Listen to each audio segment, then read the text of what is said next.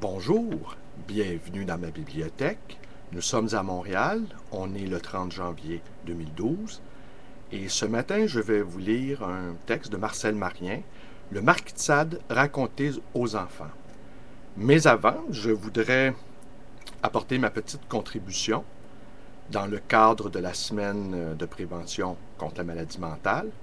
Une petite contribution qui se présente sous la forme d'une chanson que j'ai écrite pour l'occasion et qui s'appelle « Faudrait être fou pour pas être dépressif ». N'allez pas vous jeter sur les rails de métro, car je tiens à arriver à l'heure du boulot. Pour vous jeter à l'eau, n'allez pas grimper sur le pont Jacques-Cartier, vous risquez de vous faire écraser par une auto. Refrain, faudrait être fou pour pas être dépressif. Vous avez le moral dans les talons? Allez voir un psy, genre Guy Corneau. Parfois, de regarder un colon, ça fait du bien. Offrez-vous ce cadeau. Mais si vous le trouvez trop con, retenez-vous de l'étrangler. Vous vous retrouverez en prison avec une meute de mauvais garçons qui voudront vous passer un savon. Refrain, faudrait être fou pour pas être dépressif. Peut-être on vous acquittera pour cause d'aliénation mentale. Ainsi, deviendriez-vous pote avec le docteur Guy Turcotte. Merci. Il était une fois une fille qui s'appelait Juliette. Elle était douce, gracieuse et belle, et on la nommait encore la fée aux pommes, du nom des 2 pommes qu'elle portait toujours sur la poitrine. Ses fruits étaient ronds et d'une bonne odeur, et elle les offrait à tous ceux qui demandaient à pouvoir les savourer. Or, bien que chacun y mordît, les pommes n'en étaient pas moins toujours pleines et entières et d'une forme parfaite. Dans ce même pays où la fée résidait, il y avait aussi un ogre qui se nommait Saint-Fond. C'était un affreux méchant qui semait la désolation partout où il venait à passer. Il était armé d'un large poignard de 14 pouces et demi qu'il portait attaché à son corps et qui était l'instrument au moyen duquel il perpétrait ses horribles forfaits. Ce poignard était magique.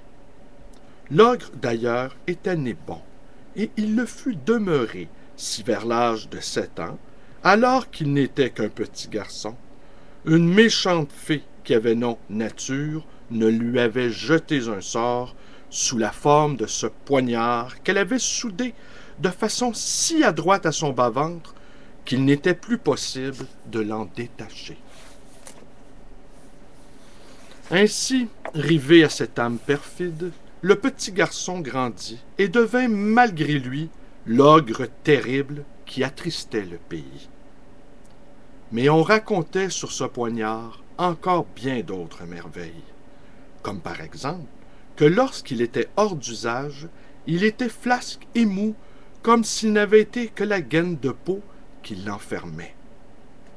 Mais chaque fois qu'une victime se présentait devant l'ogre, le terrible poignard se gonflait démesurément jusqu'à crever le fond de la gaine, et il se dressait alors avec tant d'énergie qu'il entraînait irrésistiblement l'ogre, né bon, qui devait ainsi participer, bon gré, mal gré, aux méfaits auxquels le contraignait son arme magique. Par une belle après-midi d'été, la douce fée Juliette était à cueillir des fleurs dans une prairie lorsque, soudain, elle se trouva face à face avec l'horrible Saint-Fond.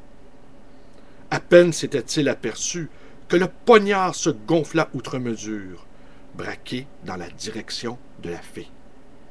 Il était gros et rouge, et l'on pouvait penser que c'était à se gorger perpétuellement de sang qu'il devait ce bel écarlate qui ne le rendait que plus terrible à voir. Mais Juliette n'avait pas peur, et plutôt que de s'enfuir, elle s'approcha du monstre et se mit à rire. « Regardez, monseigneur, dit-elle ensuite, en relevant sa jupe. Et par un effet de magie, elle fit apparaître sur son corps une blessure toute fraîche. Comment voudriez-vous donc me blesser, puisque je le suis déjà? Et de ses doigts fins, Juliette écarta légèrement les bords de la plaie, comme pour bien montrer qu'elle était véritable. Et l'ogre pouvait voir que l'intérieur de la blessure était rose et profond. Mais le poignard magique ne fut pas le moins du monde décontenancé. Il fonça sur Juliette, entraîna le pauvre ogre à la suite, et il n'eut pas plutôt renversé la bonne fée sur l'herbe qu'il se mit à fouiller furieusement la blessure merveilleuse, y plongeant jusqu'à la garde.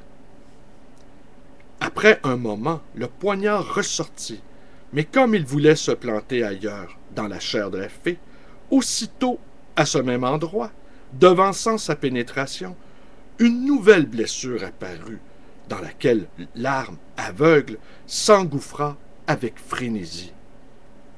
Pendant ce temps, Juliette, qui fixait les yeux de l'ogre penchés sur elle, reconnut au fond de ceux-ci le regard doux de l'homme qui était né bon, et elle en éprouva une grande compassion. Elle lui tendit, l'une après l'autre, les pommes qu'elle portait sur la poitrine, et força l'ogre à y goûter.